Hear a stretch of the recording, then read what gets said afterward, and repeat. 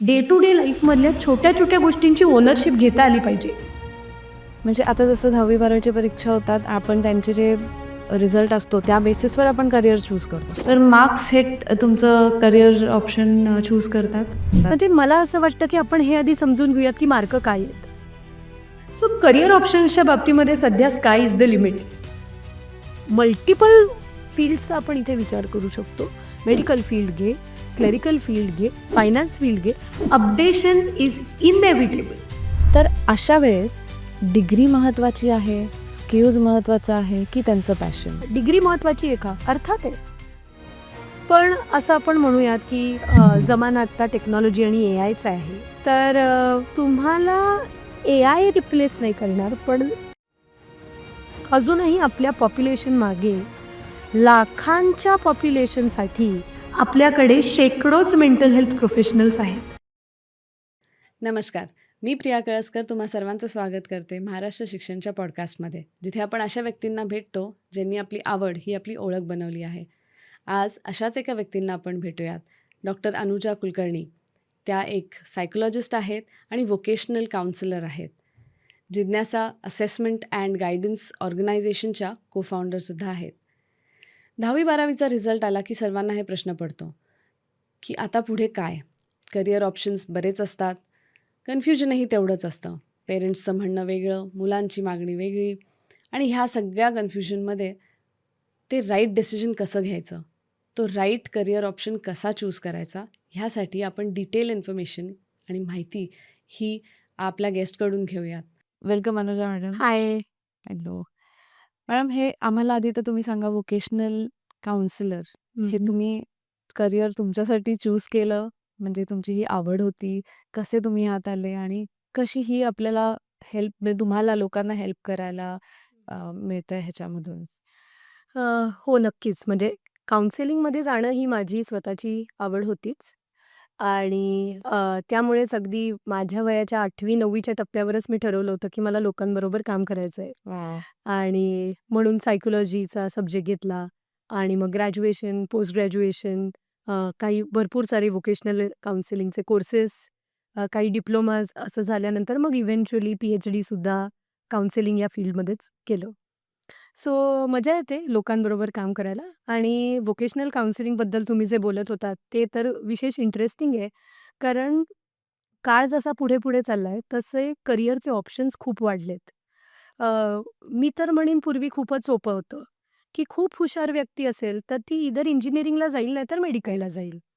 आणि बऱ्यापैकी काळ असा आपण बघितलेला आहे, की इंजिनिअरिंग तरी केलं नाही तर मेडिकल रिलेटेड फील्डमध्ये तरी गेलं, तरी पालकांच्या बाबतीत एक धन्यता वाटायची त्यांना, की "अरे वाह! किती छान."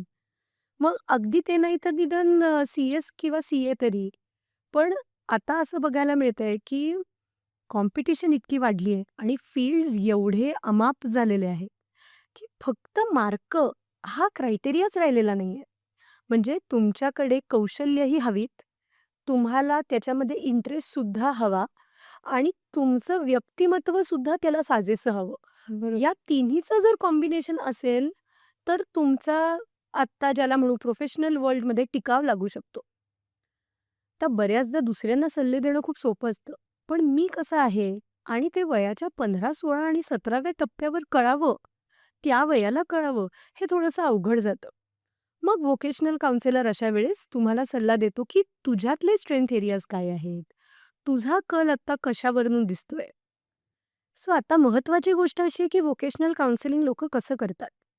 तर काही लोकं काउन्सिलिंग आणि माहिती घेणं या आधाराने सुद्धा व्होकेशनल सल्ला देतात, करियर रिलेटेड सल्ला देतात.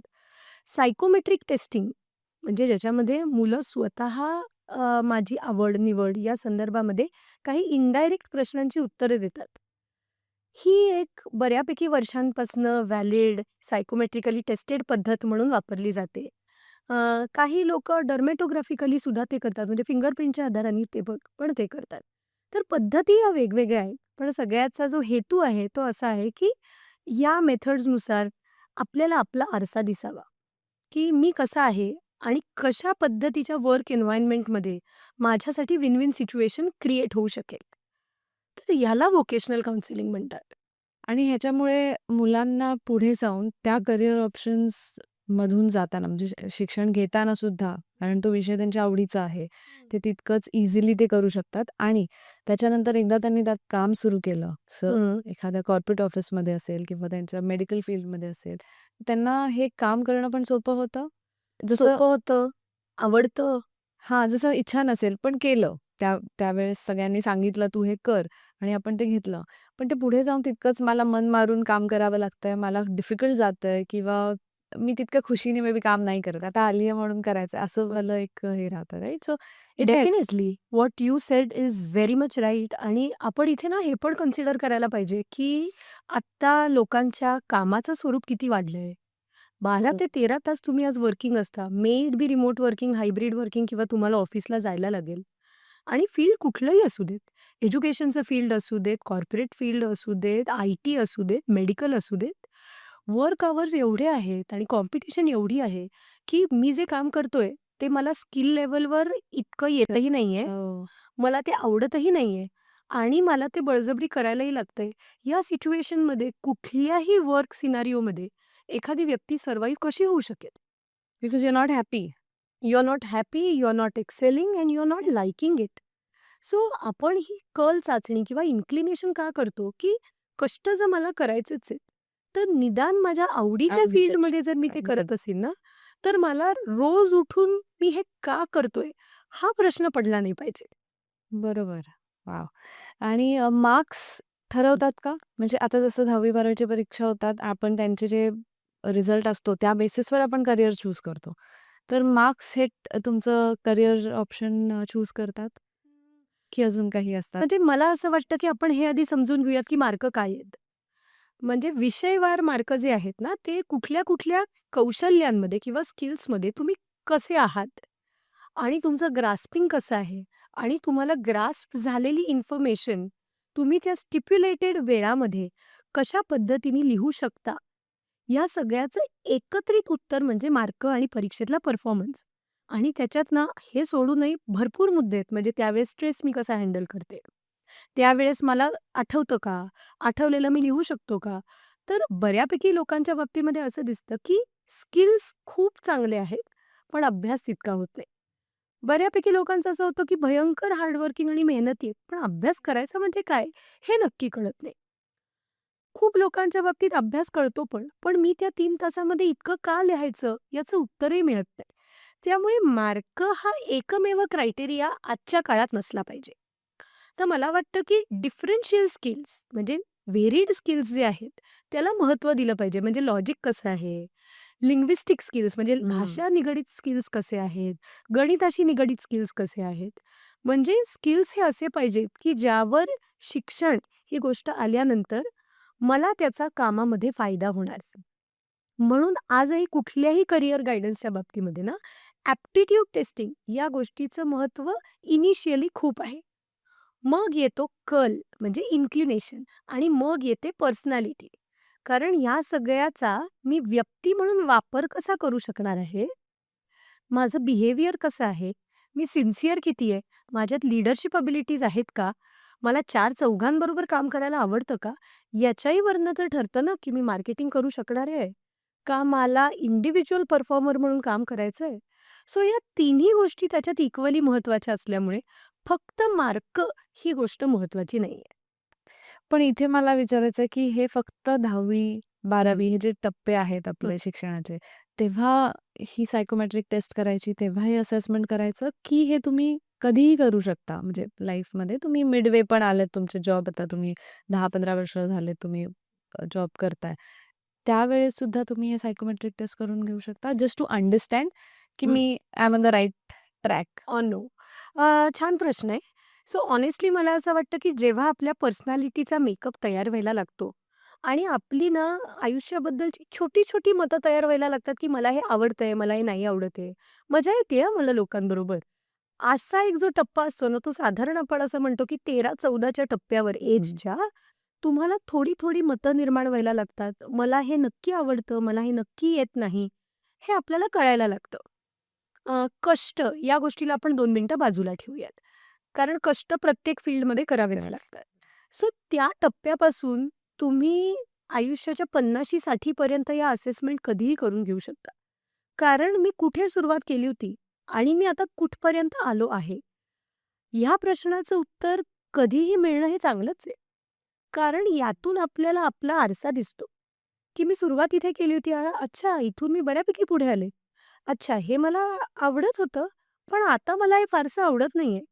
म्हणजे मला इथे हे सांगायला आवडेल, की वर्किंग प्रोफेशनलच्या बाबतीमध्ये सुद्धा ज्या पॉइंटला एखाद्या व्यक्तीनी एखाद्या जॉब रोलमध्ये एंट्री केलेली असते, पासून 10 वर्षानंतर ती व्यक्ती काय काम करत असते, हे पूर्णपणे वेगळं असतं. बरोबर.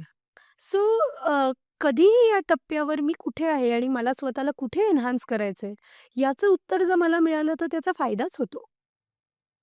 येस. आणि म्हणूनच तुम्ही जसं म्हणाले, की 13-14 ह्या वर्षात हं, मुलांना कळायला लागतं हं. ह्या बाबतीत, की मला काय आवडतंय, मला काय करायचंय. पण हे पालक किती ह्याच्यावरती फोकस करतात? कारण बऱ्याचदा असं होतं ना, तुला नाही कळत किंवा डिसिजन मेकर्स तुमचे पेरेंट्स असतात. आजकाल थोडं बदललंय, की आपण मुलांना पण कन्सल्ट करतो हं. किंवा कन्सिडर करतो, की यांना काय आवडतं आणि कसं करायचं. पण 10वी हा एक राईट टाईम आहे, जेव्हा आपण त्या मुलाबरोबर बोललं पाहिजे. सायकोमेट्रिक टेस्ट किंवा काउन्सिलर जसं हं. आपण म्हणतोय.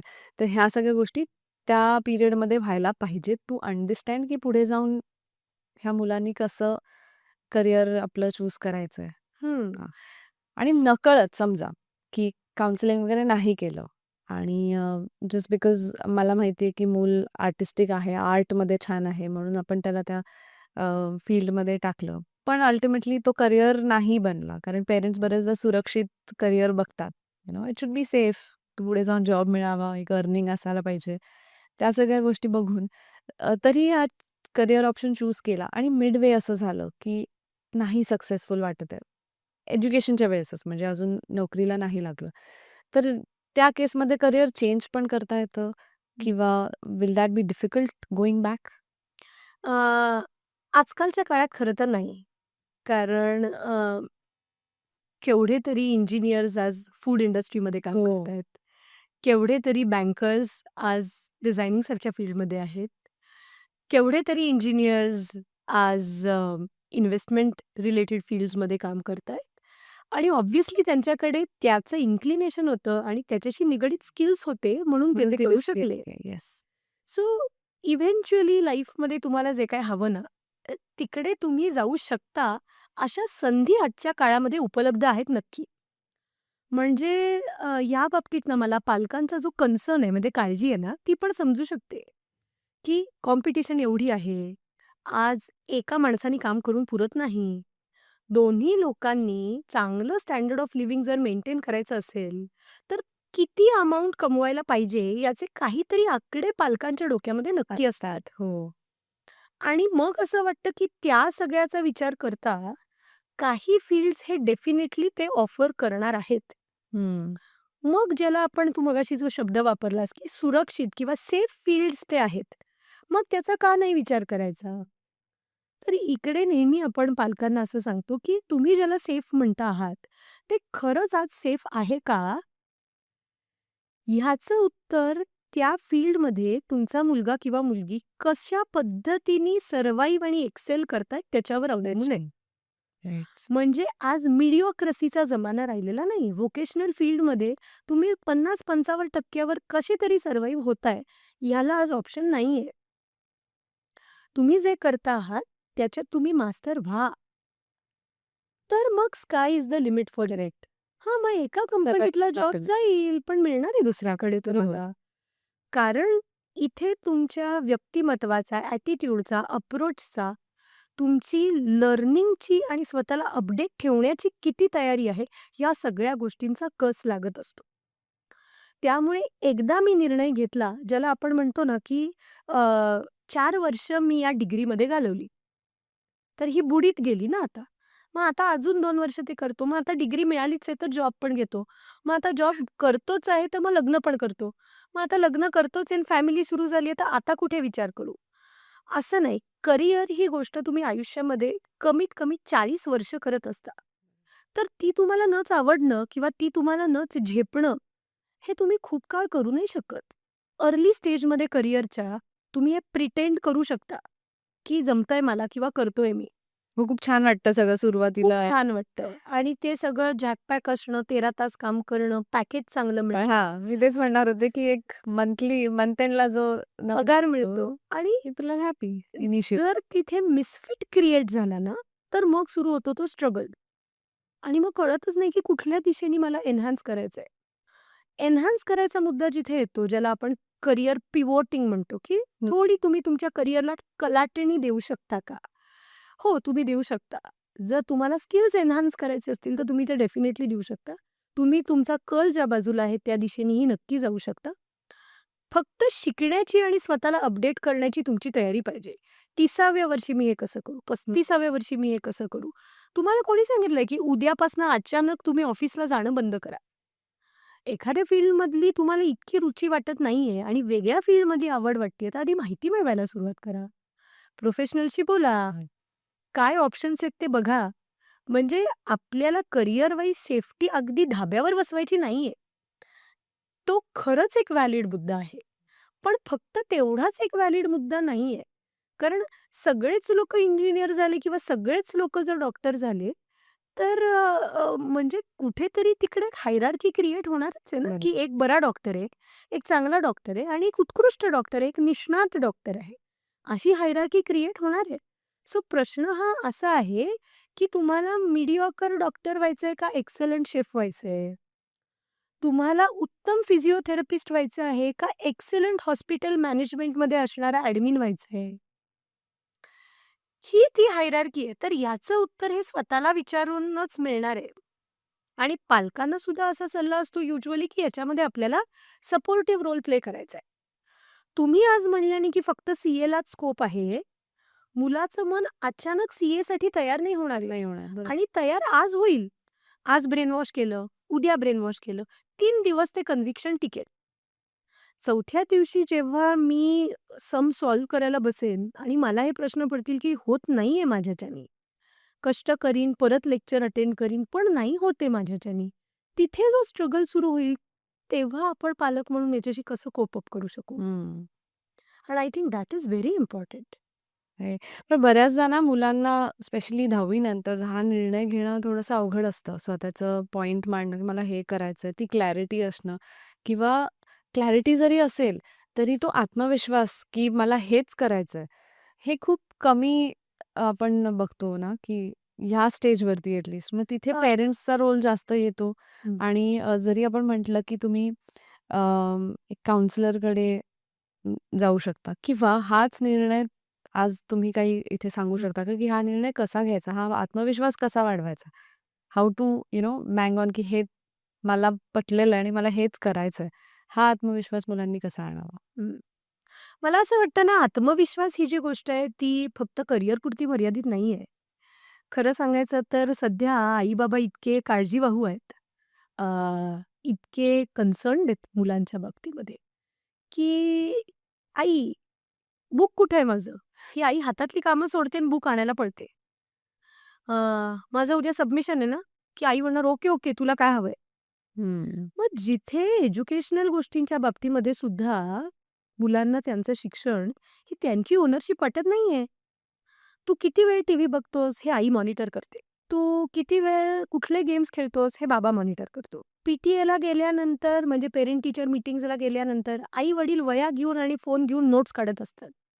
आणि तुमचं मूल काय करत असतं? इकडे बघ, तिकडे बघ, बोटं मोड, किती वेळ किंवा कधी तर फक्त मोबाईलवर टाईमपास. म्हणजे जिथे मला माझं शिक्षण ही माझी जबाबदारी वाटत नाहीये. हॉनेस्टली स्पीकिंग याचं कारण असं आहे, की माझ्याकडे मला ज्या भौतिक गोष्टी लागतात, त्या सगळ्या अबंडन्समध्ये प्रेझेंट आहेत. चांगलं घर आहे, ई-एम-आय आई-वडील भरतायत. त्याच्यानंतर चांगली गाडी आहे. पण आई-वडील म्हणतात, "फार ताण घेऊ नको. आम्ही कुठेतरी काहीतरी तुझं मॅनेज करू. डोनेशननी सीट घेऊ, डिपॉझिट भरू, काहीतरी आपण मॅनेज करू." मुलं तेवढंच ऐकत असतात. आता करिअरच्या टप्प्यावर अचानक 10वीच्या टप्प्यावर आई-वडील त्यांना प्रश्न विचारायला लागतात, "मग आता पुढे काय करायचंय तुला?" ज्याला आजपर्यंत डे टू डे लाईफमधले सुद्धा सिम्पलेस्ट मोस्ट प्रश्न पडलेले नाहीत, त्यांनी अचानक करिअरचा निर्णय घ्यायचा. आणि मग आई-बाबा जिथे कुठून त्यांना माहिती मिळेल, मित्राच्या मुलांनी हे केलं, हं. याचं प्लेसमेंट मायक्रोसॉफ्टमध्ये झालं, याचं प्लेसमेंट झालं होतं पण त्यांना ऐनवेळी ऑफर लेटरच आलं नाही. याला बंगलोरमध्ये प्लेसमेंट मिळालं आणि 3 वर्ष तिथूनच काम करायला सांगितलेलं आहे. ही सगळी माहिती वेचून मुलांसमोर प्रेझेंट करत असतात. काही मुलं याच्यावर निर्णय घेतात. काही मुलं मित्रांचं ऐकून निर्णय घेतात आणि काही मुलं म्हणतात, "मी निर्णय घेतलेला नाही, तुम्हीच काय ते ठरवा." सो निर्णय घेण्याचा कॉन्फिडन्स येण्यासाठी ना, डे टू डे लाईफमधल्या छोट्या-छोट्या गोष्टींची ओनरशिप घेता आली पाहिजे. म्हणजे मी स्कूलला जायचंय का नाही जायचंय? फार स्कूलमध्ये काही होणार नाहीये. मी निर्णय घेऊ शकलो हं. पाहिजे.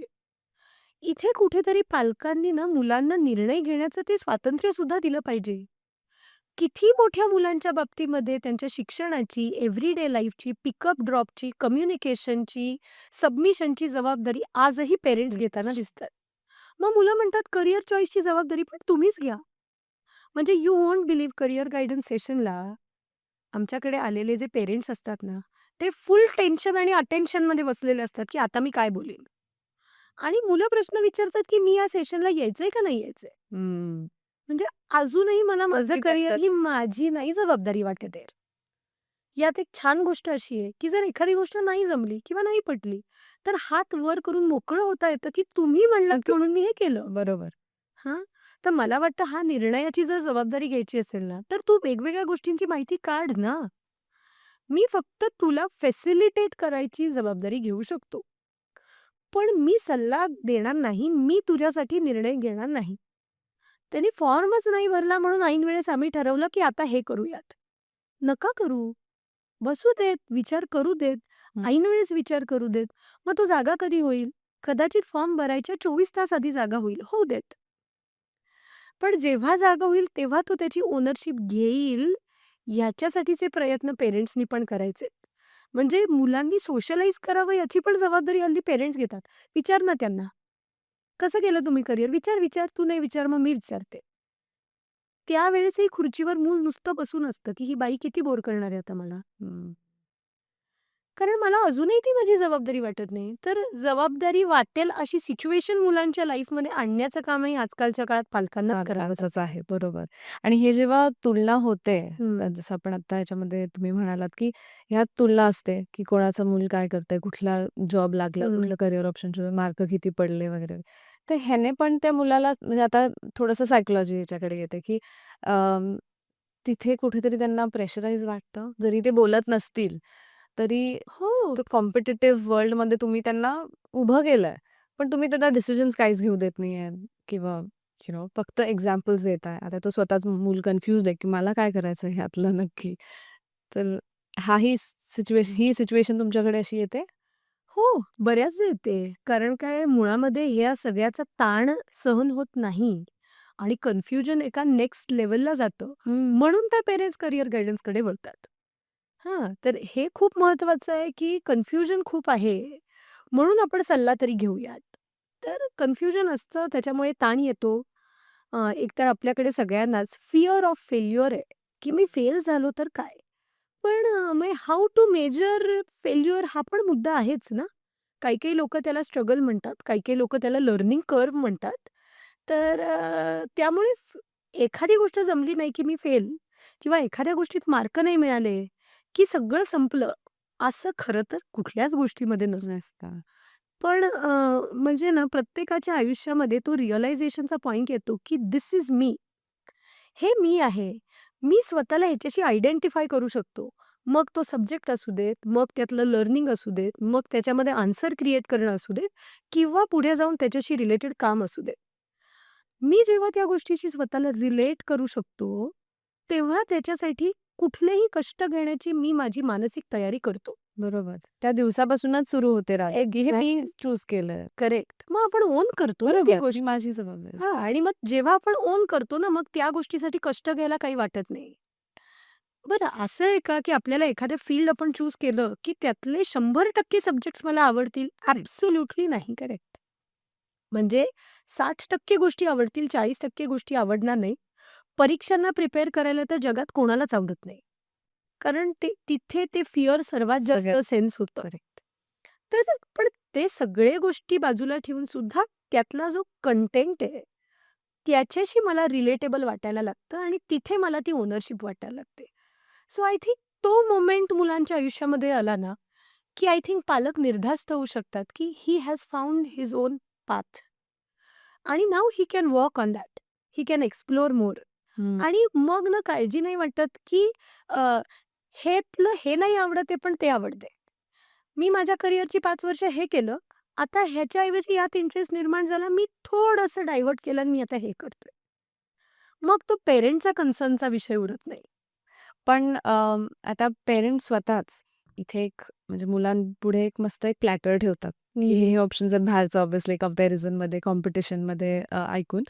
हे एक मस्त प्लॅटर मुलाच्या समोर असतं आणि मुलाचे स्वतःचे इनपुट्स असतात त्याच्यामध्ये. हं. कारण त्याचे काही थॉट्स असतील. मे बी ते वेगळे आहेत. तुमचे पालकांनी दिलेल्या 10 ऑप्शन्सपेक्षा 5 ऑप्शन्स मुलाचे स्वतःचे असतील.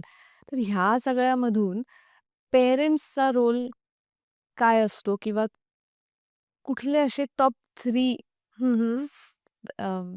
सल्ला मी म्हणेन असा कुठला सल्ला आहे जो तुम्ही पेरेंट्सला द्याल, की ह्या गोष्टींची काळजी घ्यायची किंवा हे कन्फ्युजन तर होणार आहे. एका स्टेजवर येऊन मुलाचेही काही विचार असतील, तुमचेही असतील ॲज पेरेंट्स. पण तुम्ही ॲज पेरेंट तुमचा रोल इथे कसा आहे, तो तुम्ही इथे कसं मुलाला गाईड करावं किंवा कुठे फ्रीडम द्यायचं आणि कसं हं. गाईड करणार याच्यासाठी? मला असं वाटतं सगळ्यात महत्त्वाची गोष्ट जसं मुलं पीअर प्रेशरमध्ये जातात ना, त्याच्या कैक पटीने जास्त पेरेंट्स पीअर प्रेशरमध्ये जातात. की सगळे लोकं जर एक गोष्ट करतायत, तर मी का ती गोष्ट नाही करायची? हां. हां, आणि सगळे करत असतील म्हणून ते बरोबर पण असेल. तर मग आपण हेही ते बऱ्याचदा करायला जातो. हं, बरं ज्याला तू आत्ता म्हणलीस की प्लॅटरवर आपण गोष्टी आणून ठेवतो, तर तो प्लॅटर तरी रिअलिस्टिक आणि फॅक्च्युअल गोष्टींचा कुठे आहे? कोणाची तरी लाईफ ओपिनियन्स आहे. काही इन्फॉर्मेशन तुम्ही Googleवर शोधलेली आहे. बरोबर. काही कॉलेजेसची पॅम्पलेट्स तुम्ही शोधून काढलेली आहे. काही गोष्टींच्या बाबतीत तर तुमच्या स्वतःच्या पण काही अपेक्षा आहेत, हो. की मी माझ्या लाईफमध्ये हे नाही करू शकलो.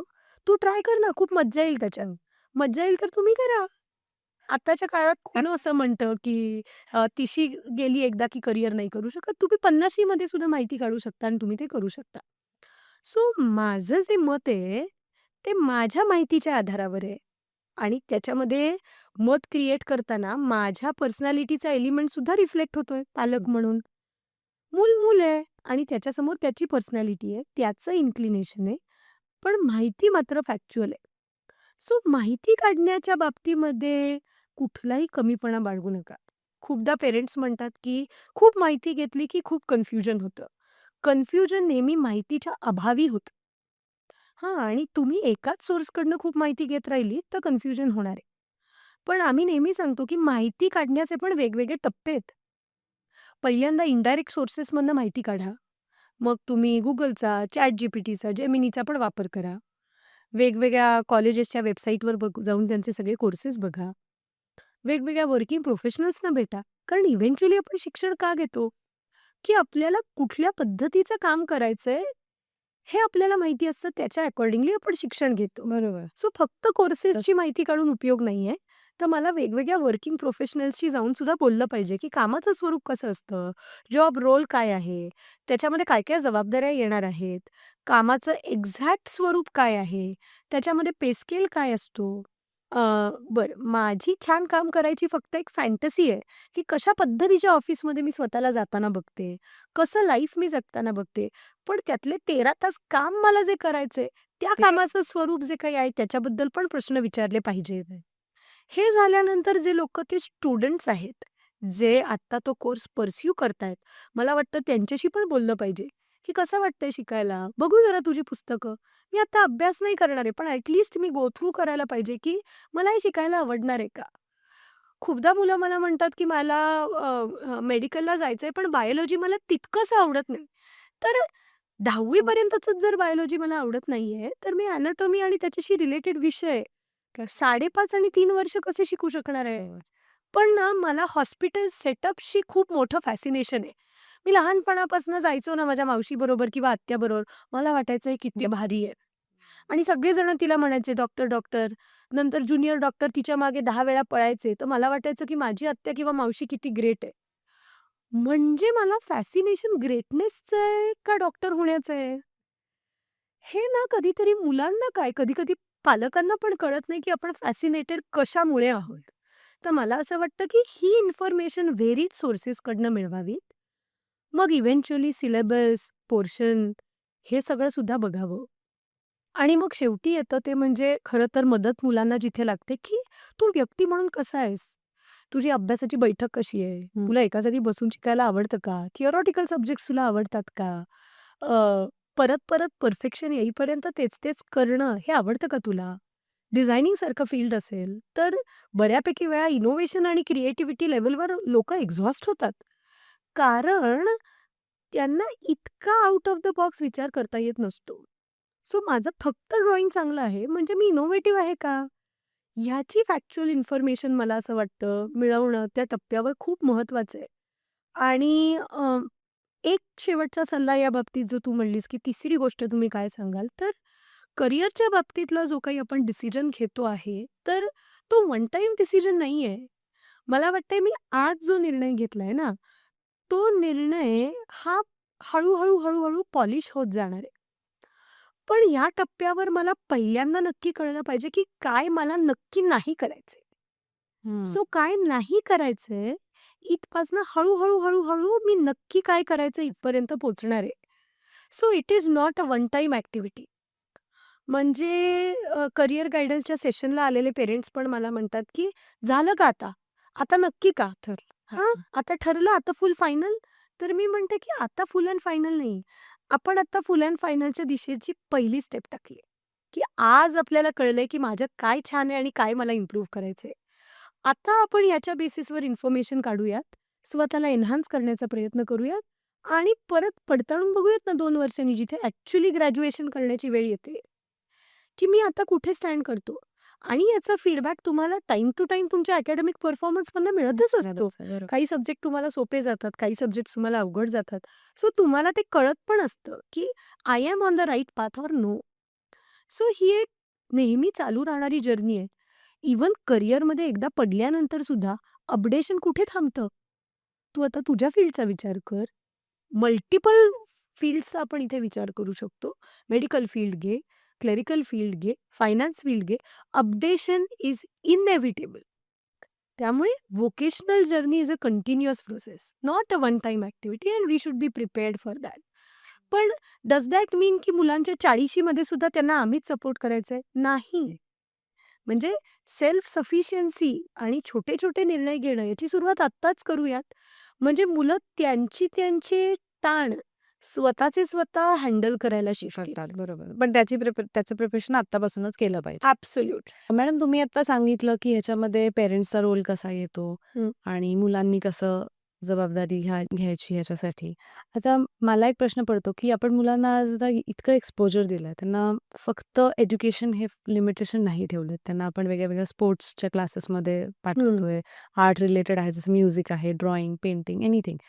तर अशा वेळेस डिग्री महत्त्वाची आहे, स्किल्स महत्त्वाचं आहे, की त्यांचं पॅशन? कसं समतोल करायचा ह्याचा?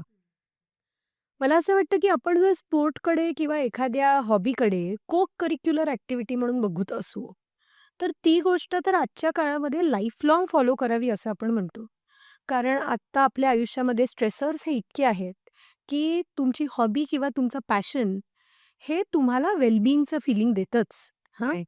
आणि that is something where you feel like forgetting all your stressors. You feel the flow, की आपण त्याच्यामध्ये रमतोय ही गोष्ट आपल्याला वाटते. आणि त्यातनं एक आनंद मिळतो आणि ते तुम्ही एन्जॉय करता. अनेक लोकं फॉर्च्युनेट असतात, की जे त्यांची पॅशन यालाच करिअरचं पण स्वरूप देऊ शकतात. हं. एखादा व्यक्ती जो स्पोर्ट्समध्ये आहे, तो स्पोर्ट्स कोचिंगमध्ये जाऊ शकतो, स्पोर्ट्स सायकॉलॉजीमध्ये जाऊ शकतो, स्पोर्ट्स मॅनेजमेंटसारखं फील्ड घेऊ शकतो, जिथे तो त्याच्या पॅशनशी अलाइड फील्डमध्ये काम करू शकतो. प्रत्येकालाच तशा अपॉर्च्युनिटी मिनिट 1ला अवेलेबल होतील असं नाही.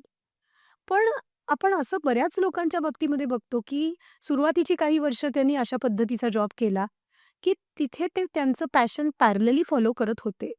आणि जेव्हा त्यांना हा कॉन्फिडन्स आला, suppose at the age of 30, 32, की आता मी फुल टाईम माझ्या पॅशन रिलेटेड काम करू शकते किंवा काम करू शकतो, तेव्हा त्यांनी ते स्विच केल्याचं सुद्धा दिसून येतं. सो ते पण करता येऊ शकेल.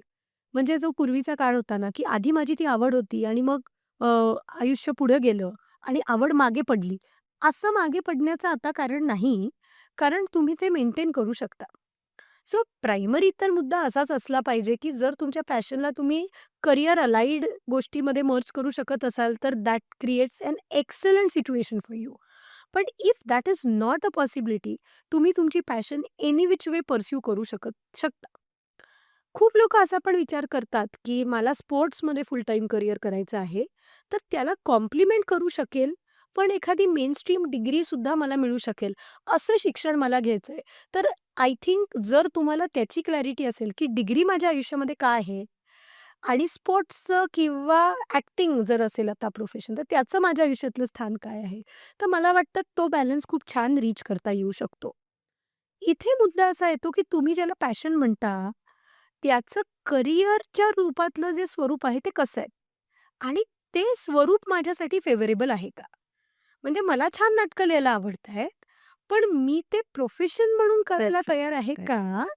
अ, याच्यासाठी मगाशी आपण जे म्हणलं, की फील्डबद्दलची इन्फॉर्मेशन आणि त्याच्याबद्दलचा डेटा माझ्याकडे असला पाहिजे, तर मी तो निर्णय घेऊ शकतो. नसेल तर आत्ता त्या गोष्टी ट्रायल एंड एरर बेसिसवर करून बघा. हं. मग त्याचा अंदाज आल्यानंतर त्याच्या पूर्णपणे उडी मारायची का हे कळू शकतं. आता राहिला मुद्दा डिग्रीचा. डिग्री महत्वाची आहे का? अर्थात आहे. कारण डिग्री तुमचा एखाद्या वर्क प्लेसमधला एंट्री पॉइंट सिक्युअर करते. राइट. आपण बऱ्याचदा असं बघतो, की व्हेरियस डिप्लोमा फील्ड्समध्ये सुद्धा करियर अपॉर्च्युनिटीज मिळत जातात. डिप्लोमा नंतर सुद्धा जॉब मिळतो ना, मिळतो. हो. पण एका लेव्हल नंतरची जी हायरार्की तुम्हाला पुढे जायचं असतं, तिथे तुमच्याकडे ती डिग्री नाही, म्हणून तुम्हाला कन्सिडर केलं जात नाही. सो डिग्री ही तुमच्यासाठी एंट्री पॉइंट सेट करते का? हो, आजही आपल्याकडे डिग्री एंट्री पॉइंट सेट करते. योग्य, अयोग्य आणि समाजाच्या प्रबोधनाची गरज आहे का? हो आहे. पण तुमच्यासाठी आत्ता डिग्री महत्वाची आहे, तुम्ही डिग्री घ्या. कौशल्य इक्वली महत्वाची आहेत आणि मग तर मी म्हणेन, की ती कौशल्य डिग्रीमध्ये जी कौशल्य शिकवतात याच्याशीच मर्यादित नाहीतच. पण आजच्या काळात तुमचं प्रॉब्लेम सॉल्व्हिंग, तुमचा इक्यू, हं. तुमचं इनोव्हेशन आणि तुमचे पीपल स्किल्स ह्या सगळ्या गोष्टींची कौशल्य सुद्धा खूप महत्वाची आहेत आणि ती तर मी म्हणेन ती इर्रिस्पेक्टिव्ह ऑफ एनी फील्ड आहेत. सो आय थिंक या तिन्ही गोष्टींचं त्यांचं त्यांचं स्वतःचं एक स्थान आहे. ते फक्त व्यक्तिपरत्वे बदलतं. वाह! खूपच छान सांगितलं हां. हे म्हणजे इतकी क्लॅरिटी, की हे तिन्ही गोष्टी महत्त्वाच्या कशा आहेत आणि कुठल्याही गोष्टीला सोडू नका. Absolutely. गरजेच्याच आहेत आणि तुम्ही करूही शकता. जसं पॅशन म्हटलं किंवा हॉबी असते एखादी, तर ती तुम्ही कंटिन्यू करू शकता. Nobody is stopping you from that. मला फक्त इथे एक ॲड करायचं आहे, सिन्स आपले बऱ्यापैकी लोकं हे 10वी-12वीच्या टप्प्यावर आहेत. तर पेरेंट्स म्हणतात, "आता तुझी 10वी आणि 12वी आहे. तू स्कूल कधी करणार? तुझं ट्युशन कधी करणार? आणि तू खेळणार कधी?" तर मला असं वाटतं, की काय? खेळ किंवा हॉबी, मग ती नाटक असेल, ती कविता असेल, ते इलोक्युशन असेल, क्विझेस असतील, चेस असेल, काहीही असू शकतं, की जी माझी पॅशन आहे. तर ती पॅशन ना माझ्या बाबतीमध्ये माझ्या पर्सोनाला, माझ्या ब्रेनला हील करण्याचं सुद्धा काम करत असते. तो माझ्यासाठी एक खूप पॉझिटिव्ह ब्रेक असतो. Stress buster. तो स्ट्रेस बस्टर असतो आणि तिथून मी परत अभ्यासाकडे वळल्यानंतर मला परत फ्रेश आणि चार्ज्ड अप वाटतं. आता जी गोष्ट एक्झॉस्टिंग रूटीनमध्ये मला चार्ज अप करते, त्याचं स्थान मी तसंच ठेवायला पाहिजे का मी ते मिटवून टाकायला पाहिजे? आणि जी गोष्ट मला सो कॉल्ड महत्वाची वाटते 5-5 तासाचे ट्युशन हं. किंवा त्याच्यामध्ये जाणारा वेळ, 250 टेस्ट सीरीज या गोष्टीचा खरंच माझ्या मुलाला किती फायदा होतोय हे आधी मुलाला विचारावं. ज्या मुलांना त्याचा खरोखर फायदा होतो आहे, त्यांनी तेवढ्या गोष्टी तितक्या प्रमाणामध्ये कराव्यात. पण जिथे मुलं म्हणतात, की खरं तिथे जाऊन मला काही कळत नाहीये किंवा नुसतं लिहिण्यासाठी माझा अभ्यासच झालेला नाही, तर मी नुसत्या टेस्ट सीरीज लिहून करू काय? तर मला असं वाटतं मुलांचं म्हणणं आणि त्यांचं ओपिनियन याला या टप्प्यावर नक्की, नक्की महत्त्व द्यावं. हां, तुम्ही स्पोर्ट्स किंवा को-करिक्युलर ॲक्टिव्हिटीची फ्रिक्वेन्सी कमी करू शकता. महत्त्वाचा टप्पा आहे, परीक्षा जवळ आली आहे, 8 दिवस तू जाऊ नकोस किंवा मंडे, वेडनेसडे, फ्रायडे जात जा, सॅटर्डे, संडे जात जा. पण तुम्ही ते पूर्णपणे बंद नाही करायला पाहिजे. कारण मुलं आम्हाला स्वतःहून सांगतात, की खूप वेळ आहे, अशा दिवशी सर्वात कमी अभ्यास होतो. पण माझ्याकडे 1.5 तास आहे, कारण नंतर मला खेळायला जायचंय. तर त्या 1.5 तासात अभ्यास होतोच. बरं, आता करिअर ऑप्शन्सच्या आपण अजून थोड्याशा डिटेल्स तुमच्याकडून माहिती करून घेऊ, की मेडिकल, इंजिनिअरिंग, CA, हं. टीचिंग हे असे जे काही टिपिकल टॉप करिअर ऑप्शन्स आहेत, ह्यांना सोडून अजून कुठले असे डिग्रीज, कुठले असे करिअर ऑप्शन्स आहेत जे तुम्ही आमच्याबरोबर शेअर करू शकता? हं. सो करियर ऑप्शन्सच्या बाबतीमध्ये सध्या स्काय इज द लिमिट. जर तुम्ही जे करता आहात त्यातले तुम्ही एक्सपर्ट असाल, तर तुम्ही खिडक्यांचे गज जरी निर्माण करत असाल, तरीसुद्धा तुम्ही त्यातले स्पेशलिस्ट होऊ शकता. हं. हं. पण असं आपण म्हणूयात की जमाना आत्ता टेक्नॉलॉजी आणि एआयचा आहे. तर तुम्हाला एआय रिप्लेस नाही करणार, पण एआय इफेक्टिव्हली यूज करणारे लोकं तुम्हाला रिप्लेस नक्की करू शकतील. त्यामुळे एआय आणि टेक्नॉलॉजीमधले ॲडव्हान्समेंट्स तुम्ही वापरू शकला पाहिजे, अशा फील्ड्सचा पॉझिटिव्हली विचार करू शकता. सायबर सिक्युरिटीसारखं फील्ड आहे, फायनान्शियल मॅनेजमेंटसारखं फील्ड आहे, डिजिटल मार्केटिंगसारखं फील्ड आहे, रिसर्चसारखे फील्ड्स आहेत, की या सगळ्या फील्ड्सचा स्कोप भरपूर आहे. पीपल मॅनेजमेंटसारखे फील्ड्स आहेत, जिथे माणसाला कोणीच रिप्लेस करू रिप्लेस नाही शकत करू शकत. नाही आणि जिथे ह्युमन कनेक्ट नीडेड आहे, असे फील्ड्स आजही तितक्याच डिमांडमध्ये आहेत. सर्व्हिस बेस्ड फील्ड्स आहेत, की जे जाणार नाही आहेत. म्हणजे एआय किती पण पुढे आलं, तरीसुद्धा तुम्हाला ह्या गोष्टी अन्न कुक करणं आणि अन्न सर्व्ह करणं, तर हे हॉस्पिटॅलिटीसारखं फील्ड आहे, की ज्याच्यामध्ये आपल्याला लोकं आणि त्याच्याशी असणारा स्कोप हा दिवसेंदिवस वाढतच जाणार आहे. आता थोडा आपण क्रिएटिव्ह आणि डिझायनिंग रिलेटेड फील्ड्सचा विचार करू, की काही वर्षांपूर्वी लोकांकडे एस्थेटिकसाठी खर्च करायला पैसे नव्हते. आता पैसे आहेत. आहे. म्हणून क्रिएटिव्हिटी रिलेटेड जी काही फील्ड्स आहेत, एस्थेटिक रिलेटेड फील्ड्स आहेत, ह्युमन एर्गोनॉमिक्सशी रिलेटेड फील्ड आहेत, या फील्डचा स्कोप दिवसेंदिवस वाढत जाणार आहे. मेडिकल फील्ड, की कुठेच त्याचा स्कोप कमी होणारा नाहीये. त्याचबरोबर सायकॉलॉजीसारखं फील्ड, की सायकॉलॉजीसारख्या फील्डमध्ये आज 10 ते 12 स्पेशलायझेशन्स आहेत आणि तरीसुद्धा आत्ताच स्टॅटिस्टिक्स आलं होतं मागच्या वीकमध्ये. त्याच्यामध्ये असं लक्षात आलं, की अजूनही आपल्या पॉप्युलेशन मागे लाखांच्या पॉप्युलेशनसाठी आपल्याकडे शेकडोच मेंटल हेल्थ प्रोफेशनल्स आहेत. सो किती मोठा स्कोप आहे फील्डमध्ये.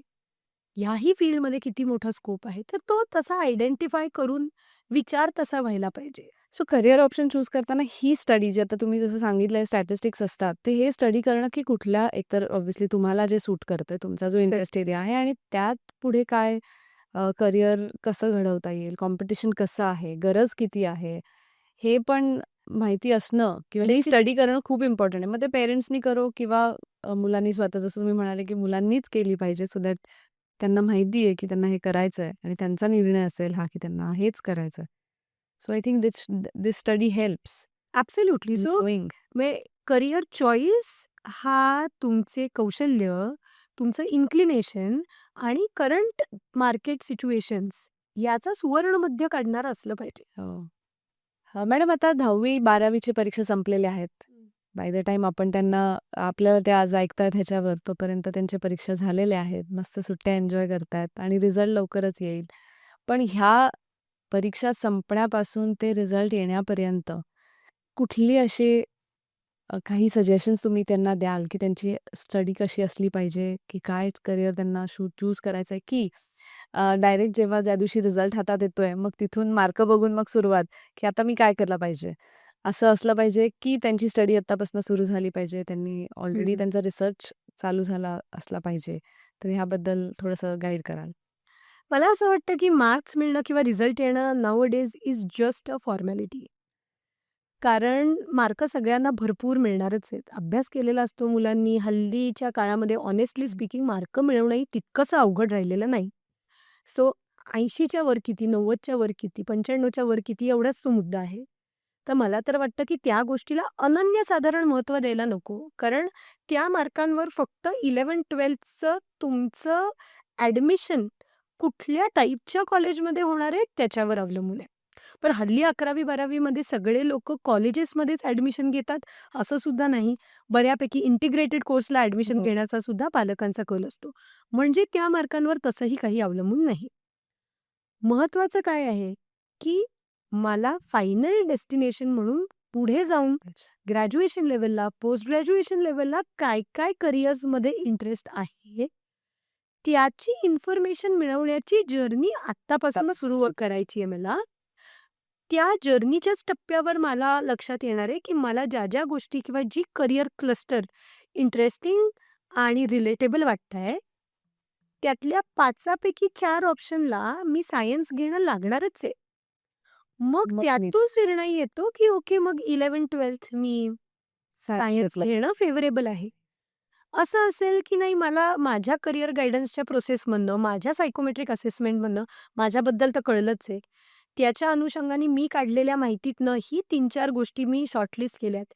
यातल्या 4तल्या 3ही गोष्टींना ह्युमॅनिटीज म्हणजे आर्ट्सचं फील्ड हे फेव्हरेबल आहे.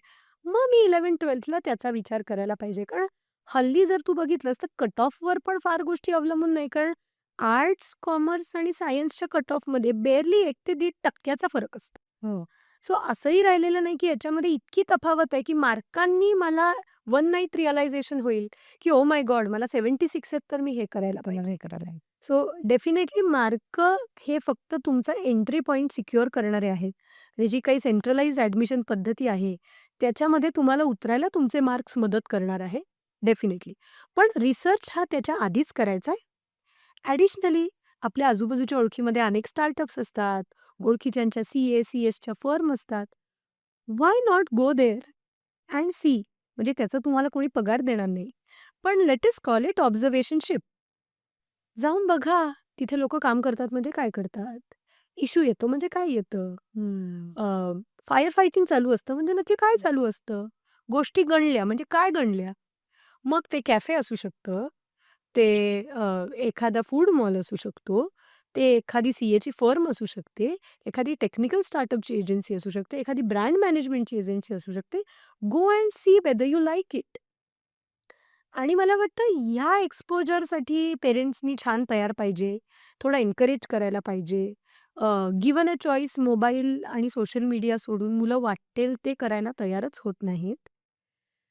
पण आपण त्या गोष्टीकडे एक एंटरटेनमेंट आणि लीजर म्हणून जर बघायला सुरुवात केली, तर तू 1-1.5 तास वेळ हा इन्फॉर्मेशन काढायला वापर आणि दिवसाचा 1-1.5-2 तास वेळ हा तू एखादं स्किल शिकण्यासाठी, एखादी कॉम्प्युटर लँग्वेज असेल, एखादा बेसिक कुठली तरी सॉफ्टवेअर रिलेटेड एखादा कोर्स असेल, तो करण्यासाठी तू वापर आणि थोडंसं ज्याला आपण म्हणलं ऑब्झर्वेशनशिप किंवा इंटर्नशिप कर. तर ह्यातनं ना मला अनेक गोष्टींचा फ्लेवर कळायला मदत होते आणि मला ते आवडतंय का नाही ह्याच्याशी रिलेटेड मला डायरेक्ट डेटा मिळतो. ज्याच्यामध्ये कोणी मध्ये फिल्टरच नाहीयेत. मावशीनी सांगितलं म्हणून, काकांनी सांगितलं म्हणून नाही. मी गेलो, मला आवडलं, मला इंटरेस्टिंग वाटतंय. इतका डायरेक्ट डेटा मला मिळू शकतो. सो आय थिंक ह्या सगळ्या गोष्टी आपण रिझल्ट मिळेपर्यंत नक्की करू शकतो. बरोबर. आणि असं पण आहे ना, जसं आता तुम्ही एक्झाम्पल देत होते, की कोणीतरी सांगितलं म्हणून. मावशीनी सांगितलं, काका, मामा किंवा ओळखीतले कोणी. पण आजकालची मुलं तसे सजेशन्स घेत नाहीत ना, direct from the family. It is more of मला माहिती आहे. कारण इन्फॉर्मेशन एक्सपोजर्स एवढा आहे, की इन्फॉर्मेशन सगळ्यांकडे आहे. बरोबर. पण त्याच वेळेस मे बी त्यांना सेल्फ कॉन्फिडंट राहणं खूप गरजेचं आहे, की ठीक आहे तुमची जी रिसर्च झालाय, स्टडी झाली आहे, तुम्हाला ते करायचं आहे हे तुम्ही ठरवलंय and it is your ownership then. Correct. आणि ऑल्सो की काउन्सिलर्स जसं आपण ह्याच्यामध्ये आता तुमचा रोल ह्याच्यामध्ये जसा येतो, की त्यांची थोडीशी हेल्प घेऊ शकतो टू अंडरस्टँड की मी हे ठरवलंय, त्यात थोडासा गायडन्स तुमचा की हो हे बरोबर आहे किंवा ह्यातलं कुठलं परफेक्ट ऑप्शन असेल हे Correct. चूज करण्यासाठी हेल्प होते. सर्टनली. गुड.